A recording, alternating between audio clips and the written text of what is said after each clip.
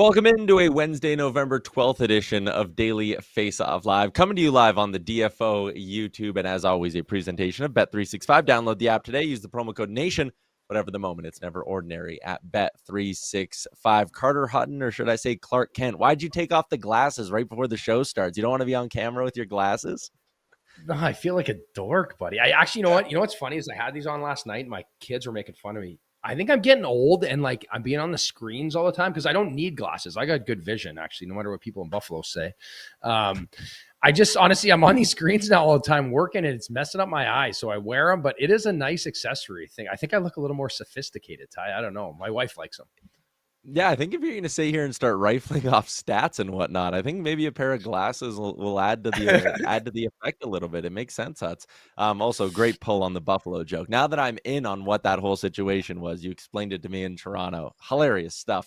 But anyway, Steve Peters, he also wears glasses, and he is also very smart. He'll join us for our big segment today. We're going to go in depth on the Edmonton Oilers, but to kick things off, let's talk a little bit about one of the more marquee matchups on the slate last night. It was a battle of the two best teams in the Western Conference, which if I would have told you a month ago that the battle of the two best teams in the Western Conference was going to be between the Colorado Avalanche and the Anaheim Ducks, a lot of people probably would have been pretty surprised, Huts. And this Ducks team, they lose the game 4-1, but it's still been an overwhelmingly positive season. And you look at that record, you look at the fact that they just kind of hung around with Colorado for the bulk of that hockey game, like an impressive night for the Ducks. And it's an impressive season for the Ducks, even though they lost last night.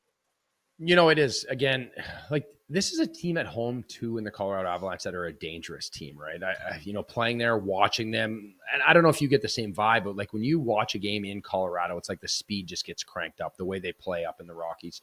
But that being said, I think for the Ducks, this is the games you want to be in. If you're a younger group, I think if you're Verbeek, if you're Quenneville, if you're looking at your team where you're at, you want to play some meaningful hockey, right? You want to be in the mix. You want to have these games to build off of. And again, they hung around for a long time in this game. It wasn't like it was a dominated game, a game where he ended up getting an empty netter. And I thought Scott Wedgwood played very well. I was going to highlight that a little bit as we talk about this run for Colorado is how good Wedgwood has been in the lack of Mackenzie Blackwood. Yes, they're going to start working Mackenzie back in. He's coming off a knee surgery that he had like a procedure, I guess it called. I skated him here this summer, and they were easing him into it because he's a big guy. Scott Wedgwood, 10-1-2 with a 9-13 has been unbelievable. And this is a guy that not long ago couldn't really find a job. He had bounced around a bunch with the stint with Jersey, the stint with Arizona. He had kind of gone. He was like a reliable number 3, and now he's pushed his way into like a 1A, 1B situation. So good for him, good for the Avs, and this is off to a great start for a team that I think looking back on last year, how disappointed they were to that loss to the Dallas Stars, talking about, McKinnon's comments after the games, how, we can't beat them even without their best player. I think right now they have to be very happy with where they're at, Ty. Oh, totally. Just quickly on Wedgwood, what a nice piece of work by Chris McFarland, picking him up last year for justice and a 6th-round pick, and he makes $1.5 million, and he's putting together the run that he's been putting together. Like, you go back to those two moves last year, getting Blackwood and Wedgwood in the middle of the year, like a GM who just recognized what we're currently doing isn't good enough. And in the case of Blackwood, it was giving up a few assets. For Scott Wedgwood, it was literally just finding, you don't want to call him a diamond in the rough because he was a veteran guy. He's been around the league for a while, but I don't think anyone saw this kind of a run coming from Scott Wedgwood. And again, needed because as you touched on, only 2 games this year for Mackenzie Blackwood. I also like what you said about them on home ice. And like when you watched them at the Ball Arena, assuming that's still what it's called, I know it changes up every once in a while, but it feels like they're almost skating downhill at the other team. Like it's something about the atmosphere. You're right. The speed they play with. And you look at the 5-on-5 numbers for this team. Most shots 4/60 in the NHL, most goals 4/60 by almost half a goal. That's what separates 0.4 separates them at first to second place in the league. Most scoring chances for at 5-on-5 in the NHL, most high danger shot attempts in the NHL by 1.4. Like it's not that they're just leading the league in all these 5-on-5 categories. They have like a gap between them and the second best team in the NHL. Like, again, the betting odds move. People love to do their power rankings. It's November. You can't declare a Stanley Cup winner in November. But if you had to power rank and kind of put them in order, like they're clearly the top team in the NHL. They are. And another number that stands out for me is when you look at that power play percentage, right? Like one of the most dangerous power plays, they're only buzzing at 21st in the league. So, and how hard it is to generate 5-on-5, they're doing it. So the power play is a little bit, it can get streaky at times, and that is a team that they're going to get to their power play, right? They're going to find a way to generate offense from it more and more and more. That makes them even more dangerous, Ty. So it's been a good fit. Pieces are in place. Now it's about staying healthy and where they're at. Obviously, it was nice to see Landeskog find the back of the net, his first goal in regular season play. Obviously since the injury, he found the back of the net last year. So that's exciting. This is an exciting team to watch. And again, this is the hockey we want. This is the hockey that I feel like the NHL was trying to get to with the rule changes and where they're at. You turn on your TV, or if you're at that game, it's exciting. Every player that goes over the speed, the skill is on cast every single night when you watch Colorado Avalanche. All right, let's do a little concernometer because there's a couple different stories that have popped up over the last 24 hours in the NHL that I think are worth discussing. Huts, I'll throw it to you, and then you give me a 0 to a 10. 10 being it's a 5-alarm, bell, fire, all of that stuff. 0 being don't worry about it at all. Anthony Stolarz in Toronto. On Saturday against the Boston Bruins, he gets yanked after allowing 4 goals on 19 shots. It was the first time in his Maple Leafs career that he was pulled for performance-related issues. Last night, Bruins, Leafs, again, Stolarz gets the hook after the first period, allows 3 goals on 11 shots, but the Leafs are saying it's an injury this time. For Stolarz, they have the 3rd worst 5-on-5 save percentage in the NHL. Stolarz could be hurt now. 0 to 10, what's the concern for the Leafs goaltending? I think right now it's an 8. Like I'm putting it up there just because of the Joseph Woll factor too. Like he played 36 minutes the other night in the American League and he gave up 3 he had 21 saves on 24.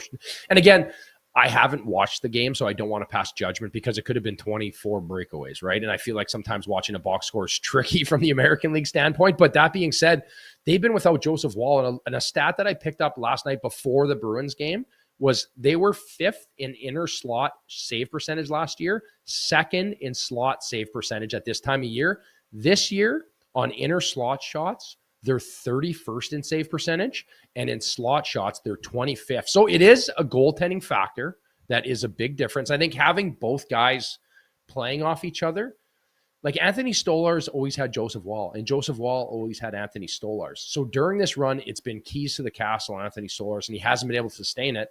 But that being said, this is a team that doesn't defend hard. They haven't been playing that Craig Berube style of defense. And you're seeing it firsthand. They're soft to play against. It's questionable at times. So my concern is high with this hockey team right now. And I don't know where they go from here. I'm hoping maybe the stability of Joseph Woll coming in. But that being said, there's going to be some changes coming up in the Leafland.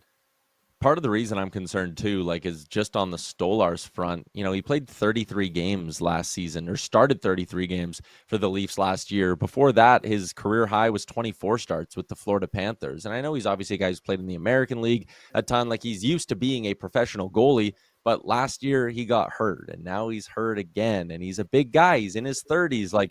There's reason to be worried that Stolarz might just be a guy who's hurt all the time. Again, he's never been a 50-game starter, and it feels like the Leafs almost signed him with the expectation that he could be that guy.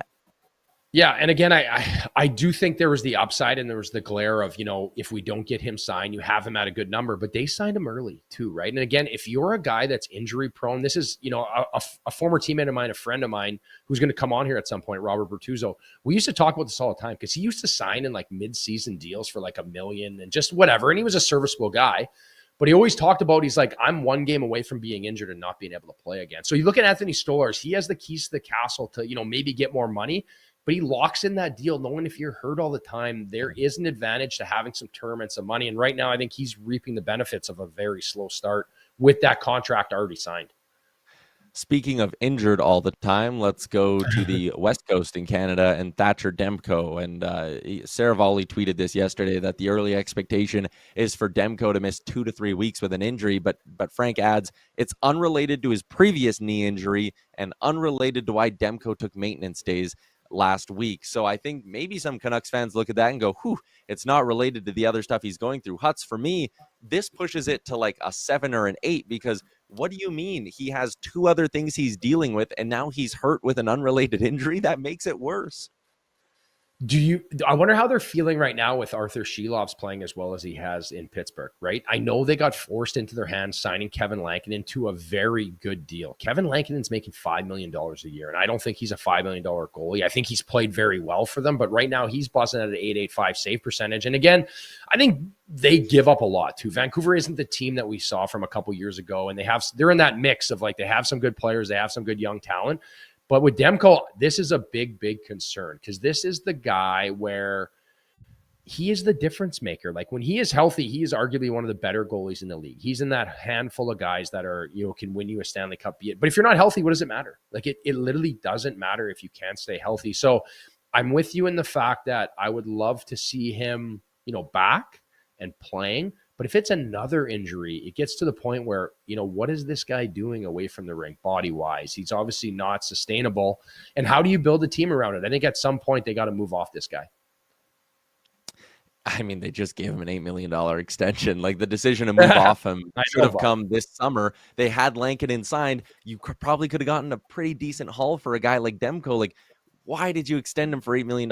You had other holes. I don't know. When he's playing and he's available, he's obviously elite. But the availability thing is it's continuing to be a big, big point of emphasis with Thatcher Demko. Third one I got for you in the Concernometer Huts is a report from Darren Dreger yesterday on Insider Trading with TSN. And he talked about that there are some arena concerns in Milan for the 2026 Olympics. After the Global Series, which is coming up next week in Sweden, or this weekend in Sweden, the NHL and the NHLPA are going to be sending representatives to Italy to check on the status of this arena.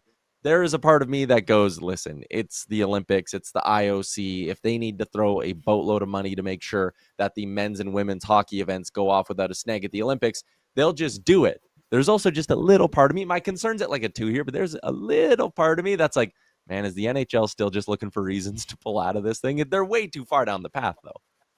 Yeah, you know what? I think I'm lower on this too. Maybe a 3.5 I want to put, because a 4 is getting into that real worried. I will be worried now when the NHL sends people over. When the NHL is going to send a few people over. I listened to Elliot Friedman today on the radio talking about how they're going to send a representative, and it's going to be, someone they're going to check into a little more.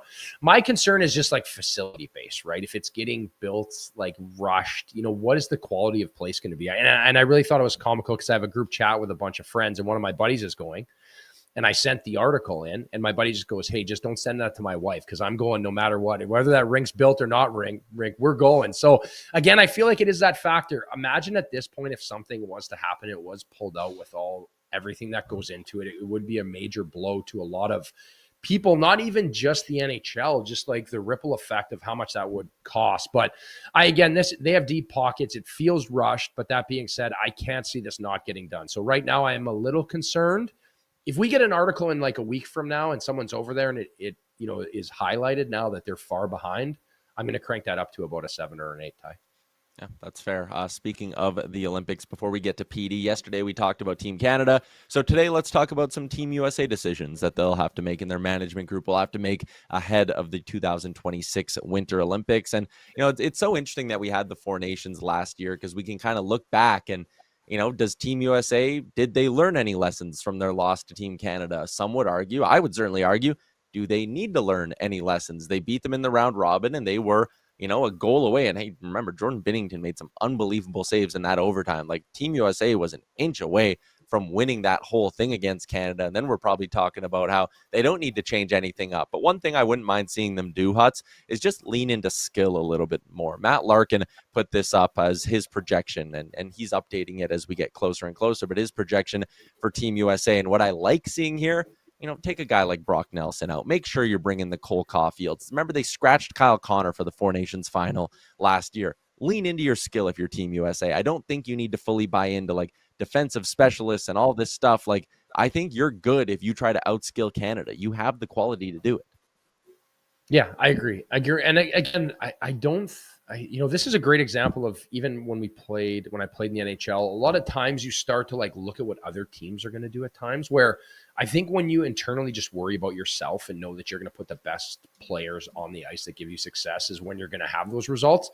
And again, it's hard to really knock Kyle Connor, right? But he was a guy that he couldn't really get it done when it mattered most for them. But are you going to hold him? Like, this is a totally different tournament, too. And those were 3 games. Like, that being said, I don't think he has such a good resume. I think he has to be in the hunt. Obviously, I worry about Brady and Matthew, their health, just in general. Are they going to be fully healthy when you look at down the lineup? The ad that I really like from this Team USA is Matthew Knies. I think Matthew Knies is just that he checks every box for me. His compete level, his size, his skill. He can kind of do it all. And there is that, he plays with Austin Matthews, who, gains value there. That is a tough line to play against when you think about Austin Matthews and Matthew Knies on the defensive side of the puck. And then that offensive talent that Jack Hughes has. Now, on the other end, I'm going to switch to the goaltending. So now we talk about Demko being out, and we talk about Connor Hellebuck, Jake Ottinger being the guys. The guy for me that's open is that third spot. Jeremy Swayman was there before. And now I think about younger guys. I think about a guy you're going to bring that's going to gain experience. And the guy that highlights it for me right now is Spencer Knight. I think Spencer Knight is playing himself into this situation. He's played 11 games so far for the Hawks this year. He's been a huge difference maker, a .926 save percentage, and arguably their MVP outside of Bedard, right? He has been a guy that when you start to forecast international tournaments moving forward, him and Dustin Wolf seem to be the guys that are going to take the torch. So I like the idea of bringing a younger up-and-coming goalie to be there, to be part of it. Because at the end of the day, Ty, we were chatting about this before we got on. If you end up getting to Spencer Knight or you end up getting to, Dustin Wolf, you're probably out of the tournament anyway at that point. So it's a good experience and a good growth curve for Team USA.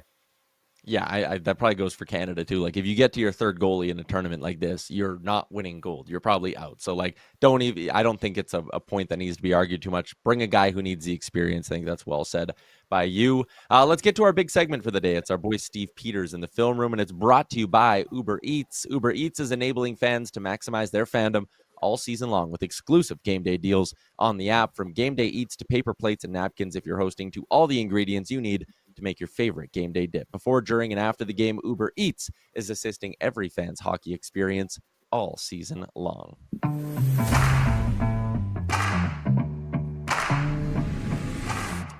Steve Peters from ESPN and Inside the Coach's Room. You can find his work there on YouTube. And today, PD, the task we gave you was breaking down what the hell is wrong with the Edmonton Oilers. We will talk on the offensive side of things, but let's go to the D side first. At 5-on-5, my read on them as someone who watches every game is they kind of struggle at not making the blow-up plays defensively. Like shots against for the bulk of October, they're actually good at preventing shots, but they were bad at preventing like true scoring chances. What did you find when you looked into the D side of things? Yeah, one of the things defensively for this team, it's funny because we looked at Toronto a week ago and there's some similarities. I mean, you're getting turnovers from some of their best players, and their best offensive players are struggling, which you're seeing with Edmonton, and their ability to defend that high danger area. Right now, they're 17th in high danger chances against in the National Hockey League, and that's below average. So this is a team that's going to have to learn to defend better. But the problem with Edmonton is Edmonton wants to score. Edmonton wants to be faster than you. Edmonton wants to get into transition. They are thinking offense first. And with the roster that they have with their offensive firepower, sometimes you're looking for offense when really you need to defend first. And I think that's been the biggest problem for this team so far early in the season. I think it's been a thing. Oh, did it go to the video there? Yeah, I think this has been a thing when you look at this team, though, PD. Do you think this is a repercussion of last year and a bit of like the hangover from where they're at? Like 2 Stanley Cup playoffs run. Because we had Kevin Woodley on from In Goal Magazine, and we talked about just the inner slot chances that they've been giving up in Kelvin Pickard's save percentage. So it was, well, they're playing better when Pickard is in the net. But now, is it just the fact that this team is getting run down from these playoff run and they're trying to limp in and be ready when it matters most? I think it's hard to play those high intensity games when you're playing game 5, game 6, game 7. This is a team that when you're playing, every shift matters. Every step you take on the ice matters. It's hard to start over at game 1. And I think that's one of the bigger issues here. This is a team that defended incredibly well at the Western Conference Finals and the finals.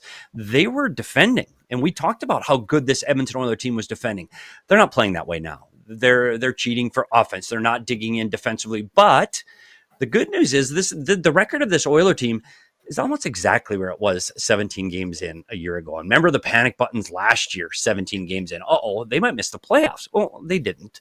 Everything was fine, and everything's going to be fine this year. This team has too much talent, and they play strong when the games really matter. They're going to be fine. Goaltending, has it been an issue? I mean, honestly, Stuart Skinner's goal against is better this year than it was a year ago. Like through 17 games, Pickard is not getting the wins he did last year. He had 2 wins this year through 5. Last year he had 4 wins in his first 6, so he's not getting the team support. But goaltending is not the issue.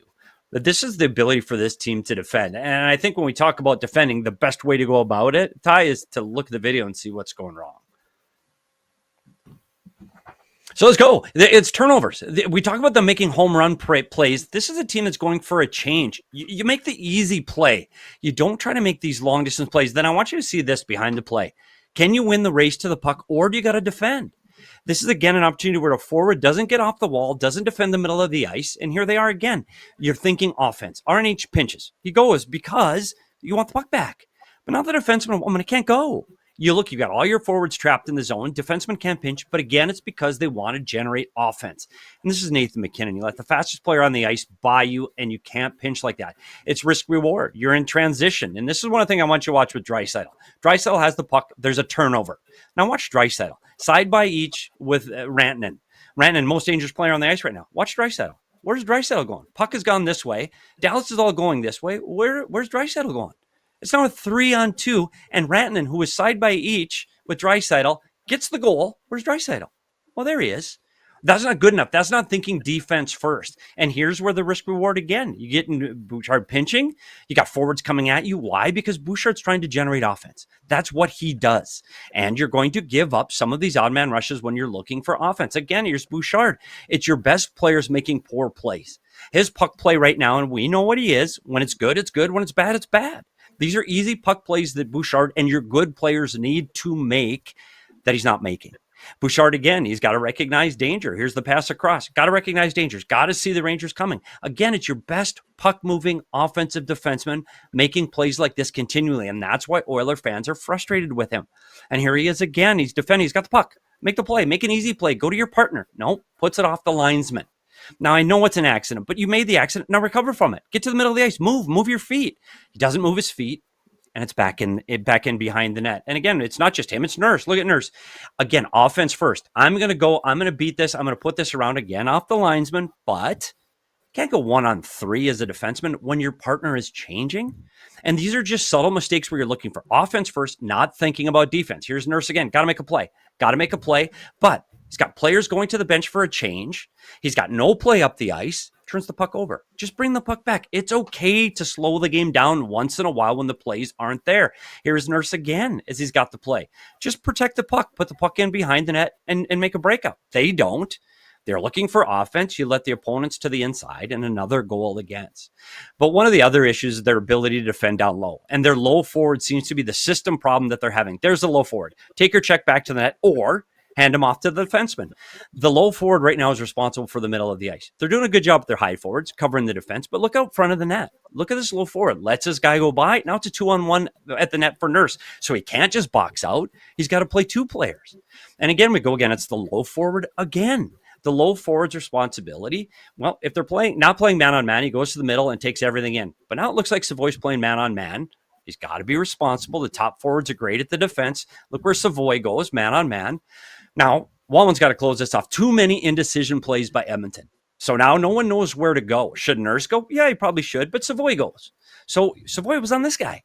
But now he's going to the puck carrier. Savoy has chased the puck around all shift, which leaves open area in front of the net. And again, poor defending because the low forward isn't protecting the middle of the ice. Here's the low forward coming off the wall. High forwards are great, covering the defense. Low forward has to get to the middle of the ice. This time he does it. Side by each. He's great. Everything's fine until the puck moves. And then he moves. Now you get 2-on-1. Once you get 2-on-1, that means somebody's open somewhere else. And now, instead of recognizing danger and not going behind the net, chases. Low forward doesn't get his man. And another goal in behind. Here's that low forward one more time. It's off of a face-off. Defenseman's got to get back. He gets to the front of the net. High forward's got the defense. Everything's fine. But there's the low forward again. Be responsible for the middle of the ice. It's over and over and over again. Turns the wrong way. Defenseman try to get back. Low forward, get to the front of the net. Get there. But now, what does he do? Chases the puck again. Protect the front of the net. Nope. Two guys go to one, leave the front of the net open, and now the low forward. This time, let's chase the puck again. I should go to the front of the net. No, I think I'm gonna go chase the puck again. So now everybody's covering for somebody else's mistake, leaves open ice. Low forward goes to the puck again instead of protecting the front of the net, and the puck's in the back of the net. And you see these things over and over again with that low forward. It's because they're thinking offense. And when you get a low forward system, and I worked under Dave Tippett, where you defend first. You defend first. Even Rick Tocchet at Utah, he wants to defend first. Defend that front of the net area first. And I think if they can get that mindset where you stop chasing the puck like a dog on a bone, you might be a little bit more effective defensively. What's driving, I think, a lot of Oilers fans nuts too is, you just highlighted pushing for offense at a lot of points, but the 5-on-5 offense also isn't coming. Like, this used to be a team who, to an extent, could outscore their sloppy mistakes, could outscore at times average or below average goaltending. And this year, again, do the numbers back it up? Like, what I'm seeing when I watch this team is just a totally anemic 5-on-5 offense. They can't generate quality chances. They're 23rd in 5-on-5 goals for, which is not good enough for a team with this much firepower. You talk about shots against, they're limiting their shots against. Shots on 5-on-5. They have a 28.3. They're 16th in the league right now. Last year, how did they finish? First. They have the most 5-on-5 shots on goal of any team in the league. Well, they're not doing that now. They're not getting the puck to the net, but most importantly, they're not getting rebounds. They're 26th in the league on 5-on-5 rebound shots. How do you get rebounds? You go to the net. And I think that's a big problem. You talk about the even strength goals, who's scoring them. You look at this chart right now. McDavid's got 5 this year versus 4 last year. The big anomaly is Leon Draisaitl. Last year, the first 17 games, he had 10 5-on-5 goals. Ran away with it. Was unbelievable. One of the best players in the league to start the season last year. He's got 3 5-on-5 goals right now. That's a huge disparity. You look at some of the veteran forwards they lost with Perry and Skinner and Brown, all scoring with their new teams. But the guys that are looking to fill those spots aren't quite getting the job done 5-on-5. But the biggest issue, we have to go to the video and see where the problems are. The problems offensively are their ability to get to the net. When they are shooting for the point, this team is active. They move around. They're one of the most active teams offensively. They get a lot of movement. Movement creates holes in behind. You see this against Chicago. Look at all this movement. They have 2 players all alone in front of the net. That's the way Edmonton Oilers offense should look. This is how they look too often. All of this movement is going away from the net. No one is even thinking about getting to the net. You can't score from there. The New York Rangers have everything covered on the inside of the ice. The Edmonton Oilers have to find a way to get tips, screens, rebounds, and not let their opponent just break out easy. Low to high, that's how you generate offense. Get the puck, get to the net. You've seen it every team in the league. Not Edmonton. Nobody's going to the net. And look where Draisaitl is. He's on the wall by the goal line. Can't score from there unless you're on the power play. Here they are again, low to high. Great. Now get to the net. Everybody get to the net. Boxed out, way too easy to see. No tip, no screen, no rebound. Chicago's going the other way. They are not getting to the net, even off the rush. Drive the net, get there and stop. No one stops. Easy save, no rebound. Here they are deep in the zone. Let's see if they can get anybody to the net here. Again, we see all of this movement, but everybody's moving away from the net. So when the shot comes, no one is at the net at all. So no tips, no screens, no rebounds. I like this one. Offensive play, make the pass, and everybody looks at their pass. Everybody looks, dust it off. Look at this. They're still standing still. No one's moved to the net. 4 Rangers on the inside, and they're out. You make the pass, and then you get to the net. Because when this team does get to the net, there's that risk reward. They hold the puck in, and they drive the net. You drive the net, good things happen. You get to the good paint, the blue paint, good things happen. But right now, this team is not doing enough of this. You put the puck low to high, drive the net. Get to the blue paint, tip, screen, rebound, score. It is pretty simple, but you have to have the mindset to do that, to get pucks to the net. Here again, we talk about the D-man drives the middle of the ice, but there's nobody on the inside for that tip, screen, rebound. And one of again, now we're getting to the net. Great. Tip, screen, rebound, goal. So that's one of the biggest changes the Edmonton Oilers need to make, is they need to be able to deliver the puck with traffic and get people at the net looking for rebounds like this from Leon Draisaitl. That's the way Leon Draisaitl needs to play. Unfortunately, right now, Leon Draisaitl finds himself on the outside looking in way too often on these plays. So as we, again, delivering pucks, and we talk about movement, and movement creates offense creates goals. And I want to get to the Leon Draisaitl stuff. This is on me because I should watch these videos better. Here's Leon Draisaitl. This is how Leon Draisaitl scores this season. Gets to the blue paint. There's Leon Draisaitl. That's why he got 10 goals last season, because he gets there. Do you want to see where Leon Draisaitl is now? Can't get the speed boots on to win outside. So go low to high. But now go to the net. Go to the net, Leon. You're the most dangerous player out there. Where are you? Well, you're almost playing without him, because he's taking himself completely out of the play. He can't get the puck from here. And it's not just once or twice. He's also not shooting when he needs to shoot. Here he is, most dangerous shooter on the ice. Shoot the puck. Now he defers to a player. If he's passing to himself at that angle, he might be able to score. But here he is again, shot from the middle, shoot. But again, he defers to a player that's in a worse position and a worse spot than he is. And now it's the drifting. The drifting drives me absolutely insane. If you're on the power play, Leon Draisaitl can drift to this part of the ice because it's 5-on-4 and they can get the puck to him. He sees the defenseman shooting, go to the net. No, he drifts to the boards. Guess where the rebound goes? Well, right to the front of the net. Here he is again. I'm going to go to the net, go to the net. Nope, drift. Go to the corner, go to the wall. The puck is there. If he's there, it's on his tape. And that might be in the back of the net, but nope, it's coming back the other way again. Here is last season. This is Leon Draisaitl last season. Drive the net. Good things happen. Here's Leon Draisaitl last season. Stop, go to the net, get in front of the blue paint. Good things happen. This is the first 10 games. And one thing about Edmonton, they've got really good talent. It's going to happen. It's going to come back. When you get opportunities like this with Connor McDavid and Leon Draisaitl on the ice, you are going to score. Don't worry, Oiler fans. You've got the offensive firepower to make things happen. You make stretch plays. You play fast. You are going to score more often on these plays than you are now. The goaltender is making great saves on these stretch plays. You're going to see it over and over where they're making these plays. They're just not getting it by the goaltender. Their shooting percentage is towards the bottom of the league 5-on-5 right now. That's not going to continue. They're going to start scoring on plays like this. You just have to have faith and stick with them, because players like Connor McDavid, you're going to score on those plays more often than you don't when you get opportunities like this at the net 5-on-5. Petey, tremendous stuff. Appreciate you popping on and excited to see what we get into next week. Thanks, guys. I think the Oilers are coming, Tyler. That's good news. Keep an eye on the oil. All right. Thanks. I like it. Thanks, Petey.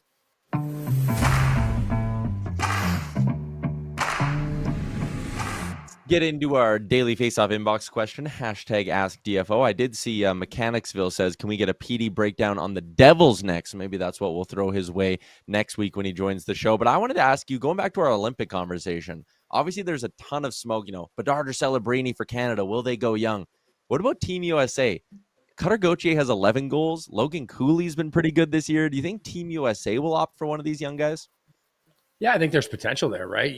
That young energy that you could inject into that lineup. And again, then you talk about experience, right? And I think there's going to be a few more players named than there were at the Four Nations Cup because of the length of the tournament and the fact that it's overseas. So I do think you look at some of these guys being over there, it's going to be a tough decision on who gets brought, because there is talent versus talent. And again, I love Merrick's point yesterday about just Hockey Canada's, skill will adapt. Take the best players and they're able to adapt to the situation. So I wouldn't be surprised we see some young talent coming for Team USA as well.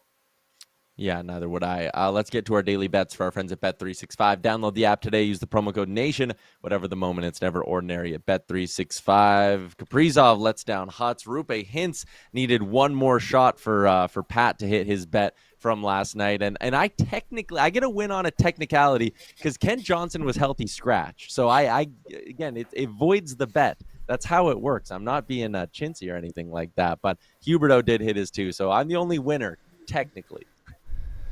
Yeah, I needed one more shot in overtime for Rupe. He got his second one, and I thought it was the third at the time, so I celebrated like I'd won the cup, but unfortunately not for me.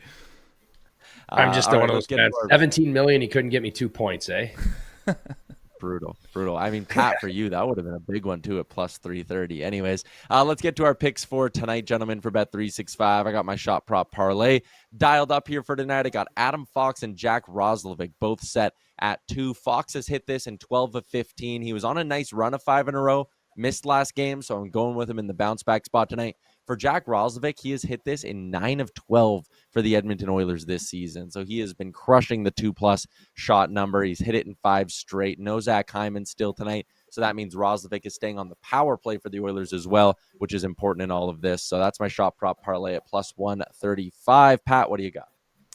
Well, this one is not financial advice. This is me going off vibes for tonight. Mangiapane plus 500 anytime goal. Oilers taking on Philadelphia tonight. He's still up on the top line as far as I know with Connor McDavid, and he's been getting looks here and there. He gets a lot of rushes, and he can shoot the puck. So this one, I was just looking down the line, and I felt good about Mangiapane for tonight. But again, not financial advice on that one. Ooh, plus 500. I like it, Patty. I'm going to go with the Utah Mammoth, who just have dropped their last 3 on the road. They're at home tonight against the Buffalo Sabres. I think they come out flying. And I parlayed that with the Hawks at home against the Devils. Again, just to beef up the odds a little bit, I think the Hawks are playing great hockey. They're finding the back of the net a lot. And I touched on it earlier. Spencer Knight, look for a big game from him. And let's parlay that together, and we'll have a happy day tomorrow when we get to this segment. Ooh. Plus 252. You guys both chasing a bit of juice here. All right, let's wrap up the show with a little bit of garbage time. And listen, Huts, I bitched about this last week when the Capitals came onto the ice for Ovi's 900th. I was like, listen, you've come on the ice for 3 of his last 7 goals. There has to be a line somewhere. But you know what? He was the first player to ever get 900. I can see a logic to it. The Boston Bruins all coming onto the ice for David Pasternak's 400th goal. That's where we have to draw the line in all of this. It's his 400th goal. So now does every team, for every player that hits a 100 goal benchmark, are we all coming onto the ice now? Is this just the new NHL? Like, unless I'm totally missing something with this story, why are the Boston Bruins coming onto the ice for this? Yeah, I'm as a player, I don't think it needs to be done here. This is something that's like, it's awesome. It's unbelievable. What I think you do is obviously the bench is pumped and they're fired up about it. You go to the bench, you celebrate, the game continues. Then at the first TV timeout, there's like a video tribute of him getting 400 and he gets his standing ovation. I don't see this at 400 because there's so many landmarks that get hit all the time. So I do respect it, but like, come on, man, we got to like, again, it's like baseball, right? They know they celebrate every series they win. When I'm hockey, it's like, you celebrate winning the cup, or like, it's got to be really, really important, or you save that for behind closed doors, Ty.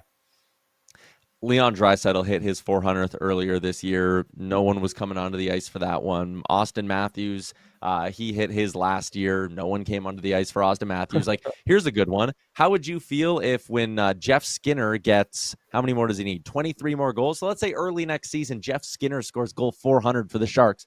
Are the fucking San Jose Sharks coming onto the ice for Jeff Skinner's 400th? Like, what?